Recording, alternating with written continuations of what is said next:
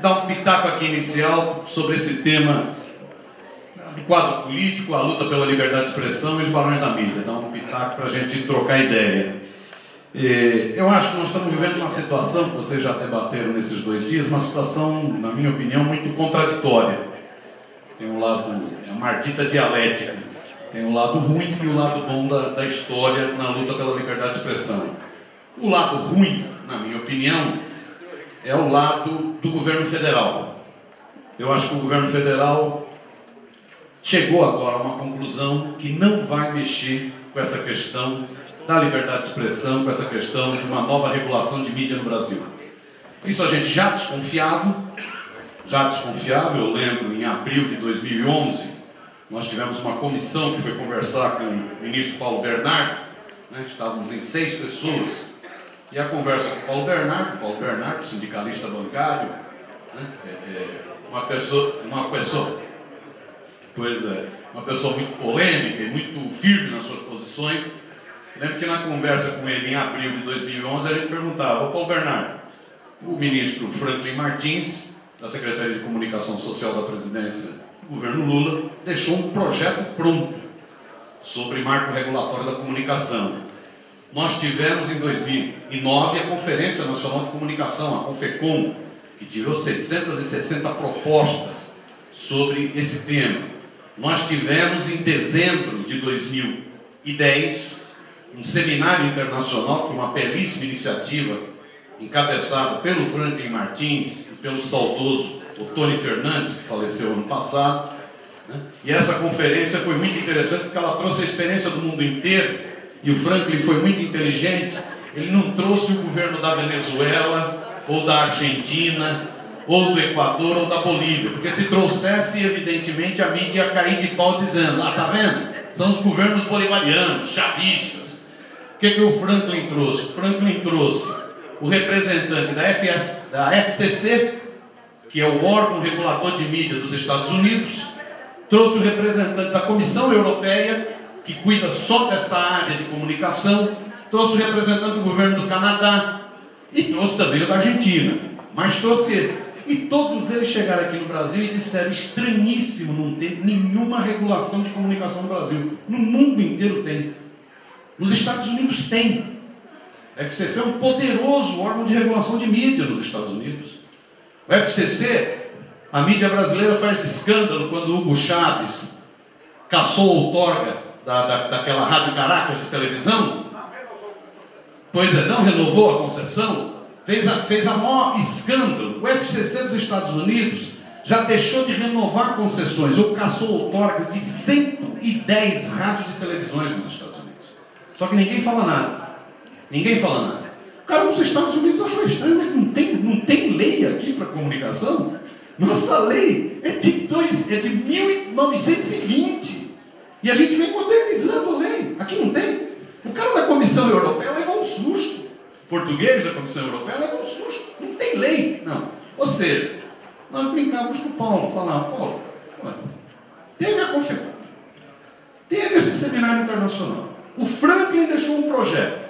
E aí, o governo Dilma não vai fazer nada sobre esse assunto? O Paulo, do jeitão dele, eu gosto do jeitão do Paulo, Paulo chegou e falou o seguinte: olha, bicho, nós vamos fazer. E vai ser esse ano. Esse ano nós vamos fazer uma consulta à sociedade. Coube a mim o papel de chato de falar para o Paulo o seguinte: ô Paulo, mas tudo bem, esse ano quando? Ele falou: simples, amigo. Esse ano começou em 1º de janeiro, vai terminar em 31 de dezembro. Ah, tá. Não veio o projeto. Na sequência, o governo, uma boa equipe, porque o Ministério das Comunicações tem um bom time, César Alvarez, tem uma turma boa que trabalha lá. O Ministério elaborou uma consulta.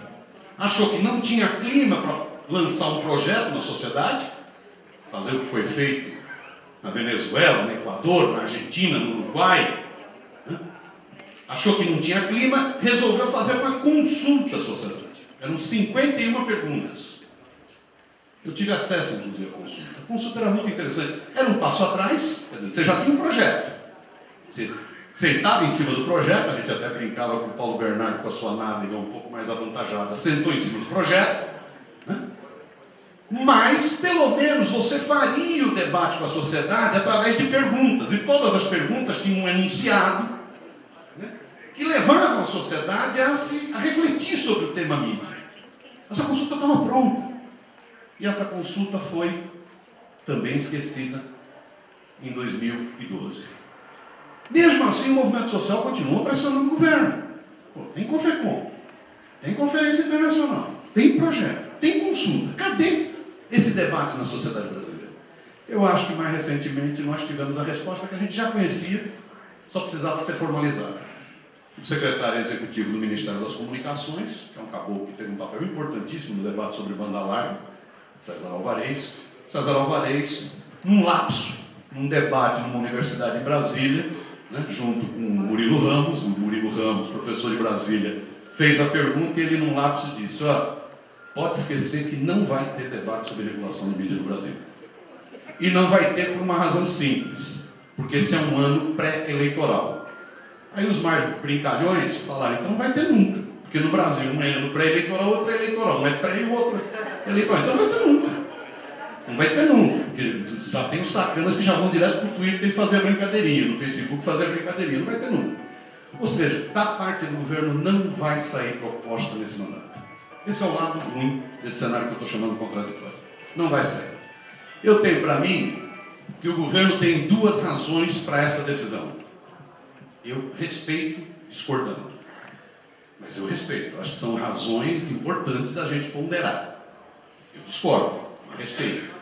Não dá para simplesmente xingar. É fácil xingar, tem que analisar qual é a razão.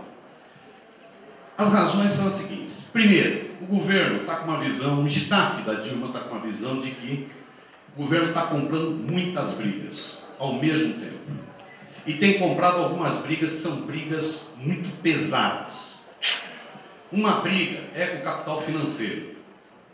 É o problema da Selic, da taxa de juros. É o problema dos bancos públicos, do crédito, do spread. E essa briga, isso a gente não vê, porque isso não se torna público, mas os banqueiros estão fulos da vida. Porque eles perderam a rentabilidade. Continuam com lucro lá na casa do cacete. Mas perderam a rentabilidade.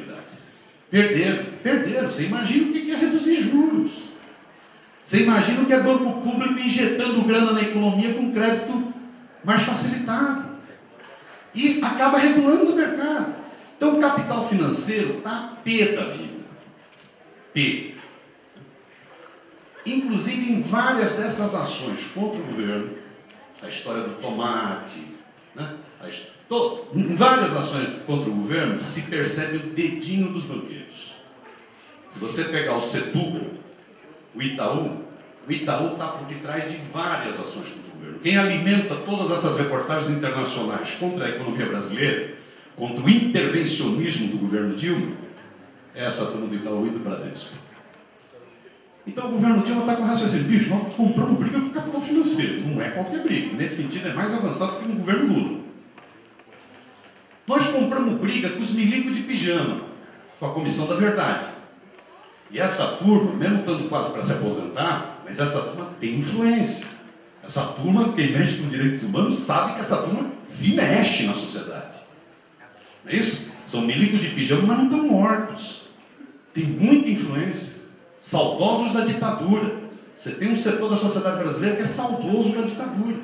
Aí o governo Dilma diz: nós compramos briga com esse setor. Nós compramos briga com o setor do agronegócio. Um setor do agronegócio não gostou do resultado final do Código Florestal. Não é para menos que aonde a Dilma vai, que tem ruralista, ela é vaiada. A vaia não é espontânea, evidentemente, só muito ingênuo para achar que é espontânea. Então, qual é o raciocínio que o staff do governo Dilma está fazendo? É que nós já compramos essas brigas. Vocês querem que a gente ainda compre a briga com os barões da mídia? Vocês estão loucos. Em ano pré-eleitoral, se fosse início de governo, talvez desse, mas agora, vocês querem que a gente compre briga? Esse é o raciocínio que o governo está fazendo. Eu discordo dele, mas eu preciso analisar. Porque senão eu fico numa situação simples que é ficar chutando o balde. E nós temos responsabilidade. Esse é o raciocínio que o governo está fazendo. É um raciocínio que tem uma lógica. Tem uma lógica. segundo raciocínio que o governo está fazendo, e que eu discordo, e esse eu discordo muito mais, porque esse, no meu entender, tem um viés eleitoral, institucional muito forte, que é o raciocínio seguinte: não, a mídia perdeu o poder. Apesar da mídia, apesar de todo o ódio de classe, todo o rancor e preconceito da mídia, elegemos Lula em 2002, reelegemos Lula com todo o esquema que eles fizeram do escândalo do Mensalão, reelegemos Lula em 2006, e eles falavam que Lula tinha indicado um poste e deu luz. O poste deu luz. Elegemos Dilma em 2010.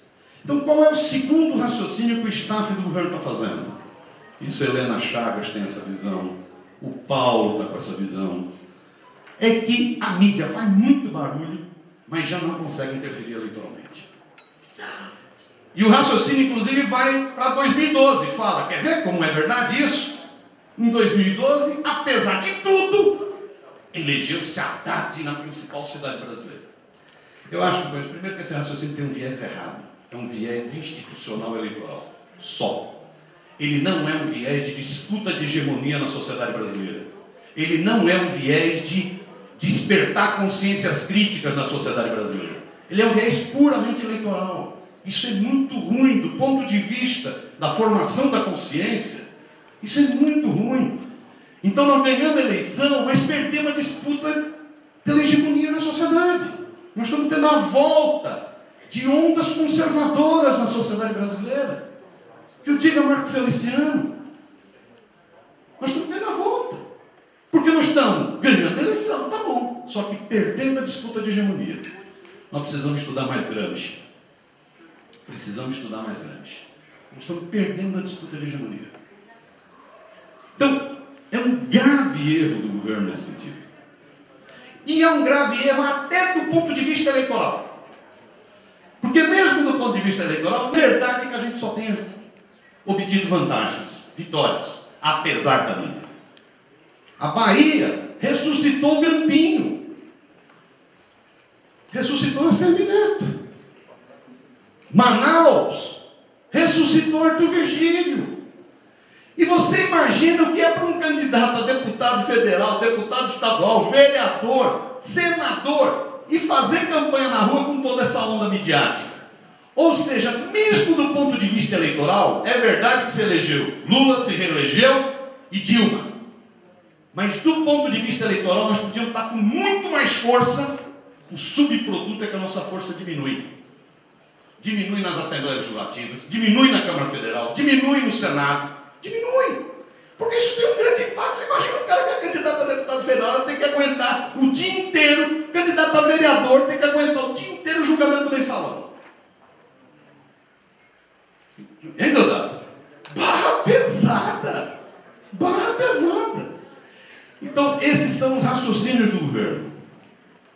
No meu entender, sim, tudo bem, tem consistência. No meu entender, estão totalmente equivocados. Mas isso coloca, pelo menos, o César Alvarez nos liberou. Devemos agradecer ao César Alvarez. O César Alvarez nos liberou ao dizer que não se discute regulação de mídia em ano pré-eleitoral. Ou seja, o governo não vai discutir esse assunto. Não vai possibilitar. Qual é o outro lado da moeda? Esse é o lado, vamos dizer, negativo, no meu entender. Esse é um ponto negativo. Enquanto o mundo inteiro está discutindo regulação de mídia, veja só, o governo bolchevique, marxista-leninista, trotskista, maoísta, chavista, de David Cameron, no Reino Unido, está discutindo mídia. O governo do David Cameron, filhote da Margaret Thatcher, partido conservador, aquele governo está discutindo mídia. Sabe por que não está discutindo mídia? Não está nem discutindo na radiodifusão de concessão pública. Não está nem discutindo rádio e TV. No Reino Unido está se discutindo para a mídia impressa privada. Se um jornal, tabloidezinho do Murdoch, fizer o que foi feito aqui por jornais brasileiros, quer caluniar alguém, a multa é de 1,5 milhão de libras. Mais de 3 milhões de reais. É a multa por difamação. E o projeto do relatório Leveson diz o seguinte: o mesmo espaço que foi utilizado para uma acusação leviana é o espaço que deve ser dado para o acusado. Se foi manchete, é manchete do jornal. Se for manchete da revista, é manchete da revista. A Veja não ia mais conseguir sair na vida, porque toda vez ia ter um contraponto. Não ia sair mais aquele decreto de maré baixa. Isso? Porque eram multas e capas se retratando. Não era notinha se retratando.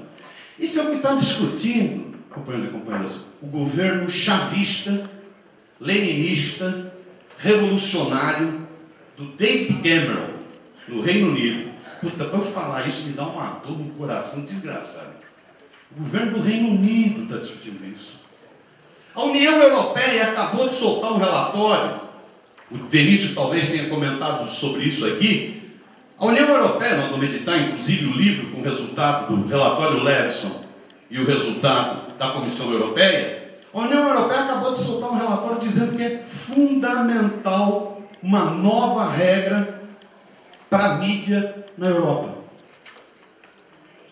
Isso para a gente não falar o que está ocorrendo aqui no nosso continente. Porque o nosso continente é o que está mais avançando nesse setor.